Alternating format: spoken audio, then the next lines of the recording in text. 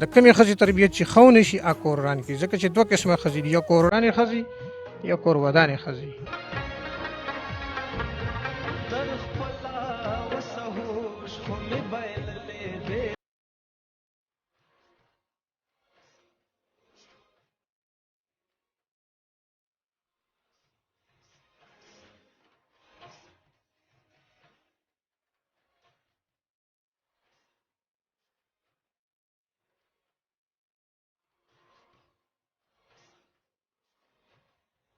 بسم الله الرحمن الرحیم. قدرمنو، پنځمه روژه ده، دا کال تاڼه ده. مونږ پښتانه اکثر غټ کورونه نو یو ځای اوسېږو، کاکا ماما او سپیشلی بیا کاکا تره چې څه ته مونږ وایو، دا ډېره خوږه رشته وي، ډېره خوږه رشته وي. او کله چې زمونږ دا ماشومان په کور کې رالویږي که نه، نو کوم چې تره وي کاکا، اکثر د پلار نه پې زیات دی نازېږي، اکثر د پلار نه ورسره زیاته مینه دی کوي، اکثر د پلار نه زیات خیال دی ساتي، ځکه پلار خو اکثر بهر وي.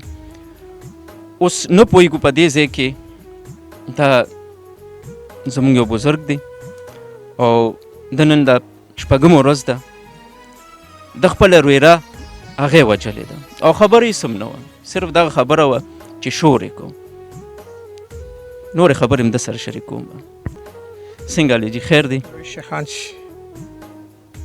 دا واقع چې څنګه تاسو یو رنګ ورکوئ چې زموږ د جایداد تنازع ده، د 1200 کالو نه زه په دې کې د تصفیې د نرمې تصفیې کوشش کوم. 4-5 جرګې ما ایون د تاڼې په ترو باندې د SHO صاحب پر دغه کې مدیت کې ما دې کینول، خو دې د لالچ انتها یو شروع کړې ده، خصوصا د کمې جینۍ چې مور ده او د دې مور یې چې دی، یعنې د جینۍ د دې ماشومې خواښې دا زما کور تباه کول غواړي. مختلفو طریقو سره دا کور نه زه 3.5 کاله چې کوم دی ما ورته کور هم پرېښودو، چېرې دا تصفیه دا کور خرڅ کړي چې زمونږ دا تاسو چې کوم بیل شوي چې دا تصفیه اینډ ته ورسي، نه کېږي جي. مشره تاسو دا راته ووایئ، تاسو د کوم ځای یې؟ زه د کوم ځای یې؟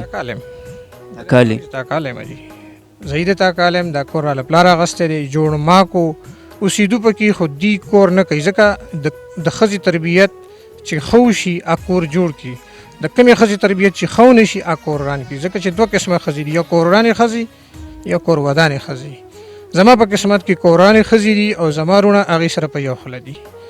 زه د هغې نه په دې معامله کې زما د مور خدمت یې ونه کو، نو په دې شیز کې ما ورته ویل چې کوم بچی یا کوم انګور چې د مور نشي هغه چرې هم نور کور ته خیال نشي کولی. او اندازه مونږ ته په دې 12 کالو کې مونږ ته دا اندازه وشوه چې دا د کور ودانې ښځې نه دي، دا کور ورانې ښځې. دا ګیله ستا د خپلې بابي نه ده؟ زما د چا نه هم ګیله نه ده، زه به ګیله د خپل رور نه کوم.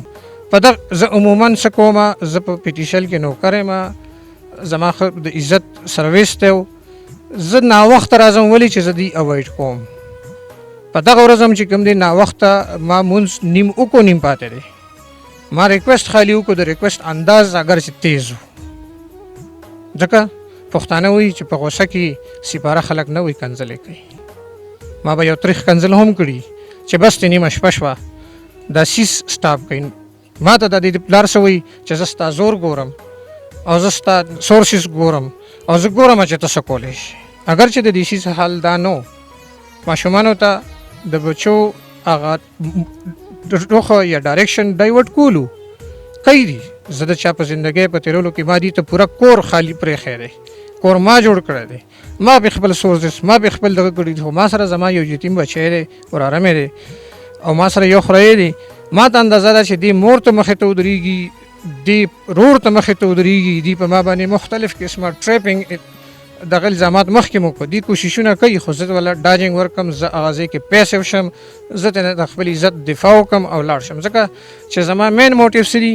د مور خدمت، د دې بچي سرپرستي، د ده منزل ته رسېدل او زما د باقي ژوند او د یو څو ورځې ژوند چې پاتې دی دا په حیا او په عزت تېر شي. ستاسو مورکۍ ژوندی ده؟ زما مورکۍ ژوندی ده. د دې واقعې نه د جنازې نه فوراً پس مور ته ویلي دي چې وځه، زما د کور نه الماری ماته شوه، زما د خورۍ له ما واده کړی دی 4 تولې کالې 1,30,000 د پلس اماونټ هغه له ما دوکان ورکړی دی، لیپټاپ، جوړي او 2 ګړی.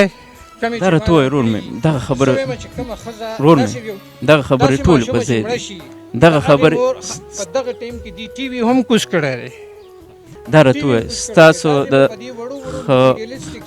ستاسو د دې خبرو نه دا معلومیږي چې تاسو ښه تعلیم یافته یې. دا راته ووایه ورور مې ټوټلي زه د دې په خبرو کې راغلم چې ما خو یو ریکویسټ کړی و چې په کم 10 بجې کوم ځای کې د یو شور کنسپټ وي. دا خبره بیا ولې دومره جوړه شوه چې تا تماچه راواغېست او ډس ته جوړ شوې؟ خو ما د دې لپاره دغه کا چې یاره جي دغه ټایم کې د سچویشن ما ته ور مخامخ ودرېدو چې څه کولی شي وکړه. زه ستا زور ګورم، زه ستا لیمټس ګورم، ته د پلانې زه حرامونه یم، ته دا یې او ته هغه. بیا د دې ښځې چې کومې دي 2 ما ته پرووکینګ سنټنسز وایي چې تا دپاره مونږ دا 2 ښځې بس یو. هغه پرووکینګ سنټنسز چې کوم دي زه لږ ډسسنټیمنټ کوم. زما بیا ما ته دغه نه شنو ما څه چلو کو چې د کمزورۍ د انسان چې کله کمزوري شي نو د یو بل څیز سهار اخلي. ما په دې ټول معامله کې زما د کور د دې نه جدا دی. ما دې په دې کې زه نه دغه کوم، زه دې ته خپل خالي هغه غصه یا هغه جذبات چې کوم دي هغه زه اکثر په ډېر په طریقه باندې کوشش کوم چې د خبره مخکې لاړ نه شي. دا اوس دا دې ځله څنګه مخکې لاړه چې ته ډس ته جوړ شې؟ دا منم تا له به غصه دروستي، ته به غصه شوې، ستا او معصوم کارنې په دې کار اوس ته ښه خفه یې، ستا کور والا په هم خفه یې. زه په څه خفه یم چې یو جاني نقصان وشو. هر چا دی، که زما بچی دی او که د بل بچی دی، یو جاني نقصان وشو. د چا د وجې نه وشو؟ آیا د دې ټریپینګ ماسټر پلان چا جوړ کو؟ د دې دونه یو سوچ و چې دې به مونږ د سیس ته رسو، د سټیج ته رسو، یو پلان و د سره چې دې ویډیو د مخکې نه سټارټ یو اخرنۍ خبره ورور مې اخرنۍ خبره ورور مې په تاسو نه وخت لري. دا راته ووایه اوس په دې مخکې ژوند به دې څه ژوند زه د الله په دربار کې زه ځان بېګناه ګڼم. ما نه اراده کړې ده، نه مې د دې د پلار د دغه، نه مې د مور د قتل، نه تره ولاړو د هغې د سوچ او نه بل سړي. زمونږ مخکې نه مې یو دښمني ده، ما هغه دښمني صرف په دې وجه پرېښې ده چې د قتل جواب چې کوم دی هغه څوک هم نشي کولی. دا د خطا یو دغه د دې په دې ګولۍ باندې د دې نوم لیکلی و. اسرائیل زما دغه چې کومه ده لاس استعمال شو. زه په دغې باندې یو خفه یم چې زما مور بېعزته کړه، د دې د کور نه وشړله، او زما وراره چې کوم دی هغه خوږ دی، هغه هم دې شړلی دی او په ټول کور باندې قبضه وکړه او د دې چې کوم پلان و هغه کامیاب شو. قدرمنو بس دغه دې مشر ته وګورئ.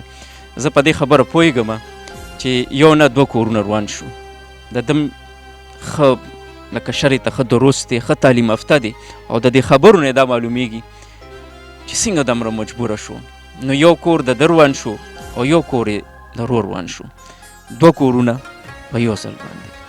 خو بیا به دغه ووایم، د خپلو مشرانو ته به ووایم، خپلو پښتنو ته به ووایم او زنانو ته به ووایم چې ډېر خیال کوئ، ډېر زیات خیال کوئ، کنې بیا انجام دا وي.